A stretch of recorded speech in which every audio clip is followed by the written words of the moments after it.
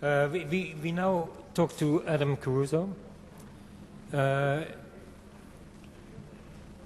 And it's actually the first time we talk or we even meet.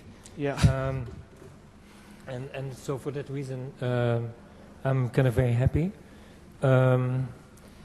I have always kind of felt that there was a kind of curious discrepancy between your writing and your building.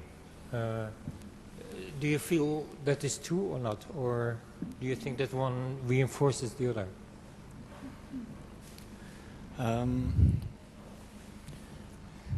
It's nice to meet. It's a very contrived situation to meet in. But anyway, I think there's inevitably a difference. It's done by the same person, or it's Peter and I, because I have a partner in my practice, and we work together and we discuss the writing together, maybe to a lesser degree, but we do anyways. I think when you design, it's not writing, it's a different thing. It's a different way of engaging with the world and with different situations, and maybe you could say it's more intuitive. So it's inevitable it's going to be different. And I think what you can work on your buildings about is not always what you can write about. And maybe when you write, or when I try, and I find writing a lot more difficult. When you're writing, of course it's as an architect, but maybe a little bit less. It's also maybe more as a human. And so you're trying to engage with things that you aren't going to engage with architecture, which I think is more... It's more specific. But I think the interesting thing about your architecture is that it's very adventurous, and your writing can be very moralistic. Would you? And so I think that is a kind of, that is for me the kind of surprising, because usually writing is a kind of escape from the orders of architecture. Here it seems that architecture is an escape from the vigor or the moralism. I would prefer to think of it as trying to have an ethic, the writing, rather than being moralistic. An ethic. I think morality is a really difficult and relative thing, and I do try to avoid being moralistic. But maybe you're right. But it's the inversion of what you're saying. I mean, I find designing really difficult too. But maybe I think when one makes architecture, you're trying to do something constructive, and I try to be positive all the time. I don't think it's worth making architecture against things. It's just not worth the effort. It's constructive. Whereas when one writes, one can be... especially if one isn't writing a novel, but even if one is writing fiction, I think one can look at ugly things as well and try to engage with them and unpick them and understand them. And so maybe the breadth of of emotions that one is dealing with are broader. I tend to write more about what I'm against, and maybe the architecture is more what I'm for. Okay. Well, that is a beautiful explanation. Now I found a quote from you in a catalog where you actually said that actually if you do something that makes everything around feel poor, actually that then you have done the sort of place a bad service. And not being from the world of architecture and having a kind of outside view on this field, I've recently observed that there is something which one could maybe refer to as a kind of a new normalcy. We've discussed this also with Rem, and I've had discussions with Nikolaus Hirsch about that topic, and he referred to you and also to Peter Merkli, who is the Swiss architect whose studio I recently visited. Now the thing is that seems to be in some kind of way a different kind of new normalcy than someone like Peter Zumthor would proclaim it. So I was interested in, first of all, if you would agree, if one could talk about that sort of new normalcy. And second question, is there a difference to Zumthor? And the third question, actually will come after. Good, because I won't remember it. Is the first question about whether one can ameliorate situations with one's architecture, or that maybe is an important role of architecture? I don't think it always had to be a role of architecture. I think there used to be so many levels of consensus amongst people who had power in society that architects and artists, I think, didn't have to think so much about acting in a constructive way in their projects. I think it was very difficult to be transgressive until recently, actually. Until when? Until the 80s? Yeah, Until 80s, you began? neo-right. Until kind you of began? Liberalism. Yeah, I guess I was really lucky or unlucky, yeah. Because even the 50s, I think, was a time when there was a heavy consensus and one could really believe that one was creating a new world in one's discipline. I think now there isn't this consensus anymore. So there's, if you want it, a responsibility. But perhaps. Isn't it simply that the initiative has shifted from the public sector to the private sector? Isn't that the kind of dominant given? Or is that not true for you? I don't think that's the case, because I think the 19th century English city, for instance, was largely driven by the private sector, and yet there were sort of shared ideas which produced this incredible construction. And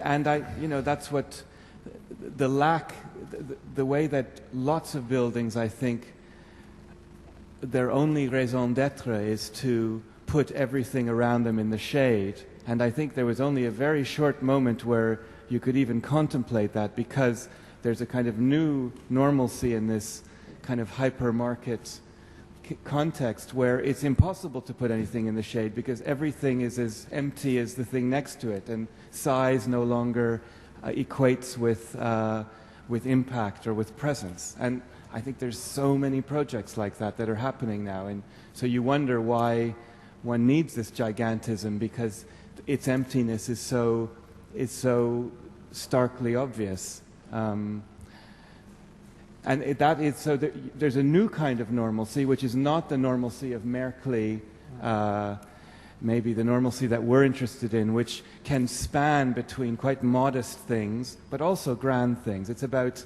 choosing the pitch at which you're going to work in different situations. Because I think, if you look at the City of London now, there's just kind of a gigantism where it's almost as if the ideas are the same size, but they just get pumped up bigger and bigger and bigger, and they become more and more stretched and attenuated. Can you give an example? I think it's... I was trying to understand... There's a kind of new orthodoxy about a kind of completely reduced glass skin, which is like a kind of cling film over an enormous volume of building. The volume of building has been opened up because there was obviously a decision amongst a political decision amongst within the city that they have to build this enormous volume in order to compete with other markets. And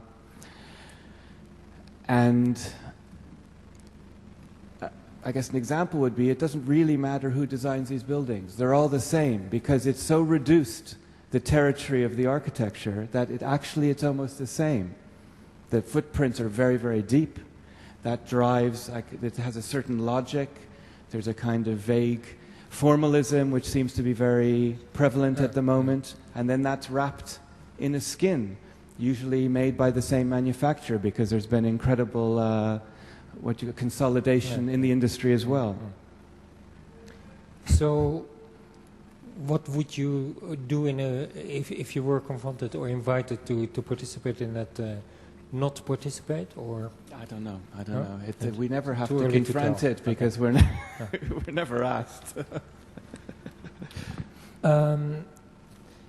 When I first saw the images of your building in Wassau, I thought I was really excited that there was finally a kind of irony in England that was vigorous and not introverted.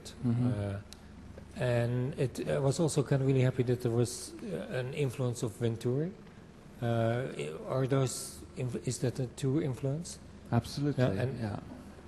And so, what has happened to that influence? Because recently, I think that even your work has become more expressionistic, or is that a misreading? Our work is very eclectic, and that's. I think there's a big potential in eclecticism, but. I think you can count on one hand the number of architects. Maybe it's a few more now, but when we started practicing, the number of architects in this country who would admit to being interested in Venturi, and I always found that so strange because Venturi is such an Anglophile and his work has so much to do with English culture and English architectural eclecticism. And so, yes, Peter and I have been... Since we started, it's been something that we have in common, a real interest in Venturi. And it's paradoxical that the only place really where Venturi has had a big effect is in German Switzerland. And there's reasons for that, but it's a kind of paradox because it's not the most ironic or witty place on the surface, but actually that's not fair. I think there is a lot of wit in the art, for instance. But I don't think it's disappeared. I mean, we're finishing a building now that, and it isn't, of course, it's not a conscious decision, but our building for Museum of Childhood, which is the most Venturian project, I think, that we've done.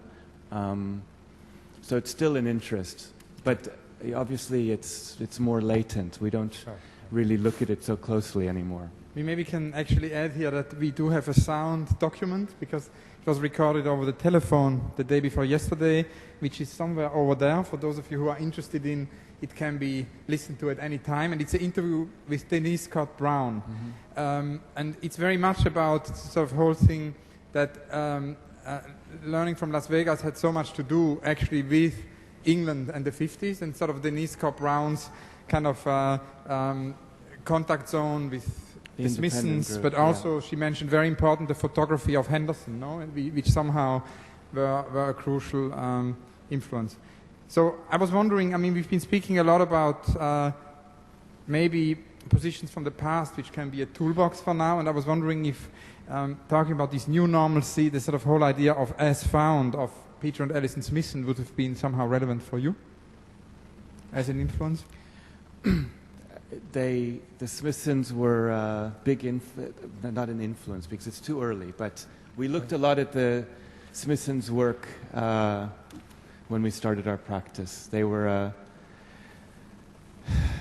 some of their buildings are very interesting, but it was more about them as people. They were quite unusual amongst English architects that they actually articulated why they were working, what their role as architects could be in wider cultural issues. They wrote, they produced books, they did all sorts of things that we were interested in. They engaged with culture in a way that's very unusual, and it's even more unusual now. It's funny that. I mean, English architects have a phobia about engaging with wider culture, and it seems that the less articulate you are, the more successful you can be. They're kind of connected, and maybe the kind of lack of professional success amongst the Smithsons can be one of the reasons is that people were suspicious of them. You know, they talked too much. Their opinions were too strongly held. But of course we were interested in them. I think now a lot of people in other countries have kind of rediscovered the Smithsons' work, and we always get phoned up to write a little piece or whatever for those issues of the magazines, and maybe one gets a little bit bored, but it's still important, I think. But what is interesting also is this idea when you say that engaging with culture, also thinking the whole idea of engaging with art. And one of the things which your practice has done is a lot of sort of collaborations with artists. And we are sitting here in the pavilion of Rem Koolhaas and Cecile Balmont, actually underneath a frieze by Thomas Demand. It's the first time that the pavilion of the Serpentine sort of connects, and that was one of the very first things Rem wanted actually to do, to connect to what happens inside the gallery. So Rem visited Thomas Demand's studio, and this is sort of the outcome of this dialogue. Now, I've seen an exhibition actually in Paris where you have developed a display feature for Thomas Demand. So I thought, as we sit here for 24 hours underneath Thomas Demand, it could be really, really interesting to hear about your dialogue with Thomas Demand and maybe the specific collaboration for Cartier. We've done 3 exhibitions for Thomas, and he's now a friend of ours. I saw him yesterday. Just to kind of go one step back, just not specifically to Thomas Demand. I mean, we have collaborated with artists, but I think the influence of contemporary art is more important to us. And if things like Venturi and the Smithsons are recent architectures that we've always looked at the same time, we've also looked at contemporary art as just being a very good source of ideas, of things to steal for our practice, and a place where things like wit and irony don't necessarily can result in very substantial work, and there's no connection between those sentiments and the frivolity, which I think often happens in architecture. The idea that it's witty and therefore it's a one-liner, because I think a lot of good work has wit, and it always has in art and in architecture. And so we've always looked at contemporary art, and it's changed the art we've looked at. And I guess working with Thomas, it's been a big influence on us. I don't think it's been such a huge influence the other way. I think he's very interested in architecture. He has an enormous knowledge about architecture, and when he comes to the studio, we always show him what we're doing, and he always has lots of things to say which we are interested in. But I think the way he works and the way he takes images and intensifies the kind of feelings of these carefully selected but found images, I think there's a kind of message in that these images, these places which are architectural, they're full of kind of pathos, they're often a bit sinister. I'm not that interested in that for our work, but the idea that work can be full of pathos and a bit of failure, and that it doesn't only have to be triumphalist, but then the way you execute the thing has a kind of wholeness, maybe, that makes it convincing as work, so it doesn't fall apart. I guess that's a strange combination of things, but I don't know. I mean, Fischli and Weiss, who are artists, maybe the artists who I kind of like the most, their work the most in the world, their work has that as well. It has this kind of incredible pathos and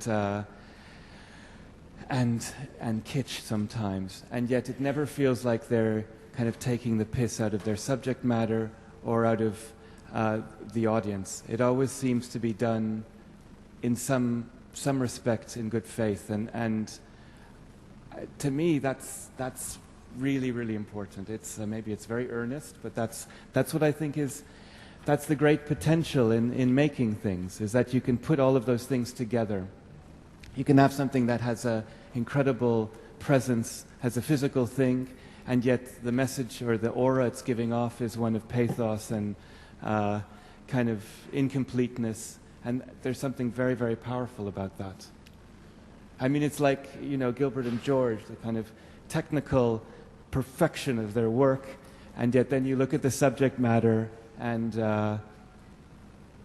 you know, the kind of scatological vibe it gives off. I think it has the same, it's getting power from the same place. Thank you very much. Many thanks.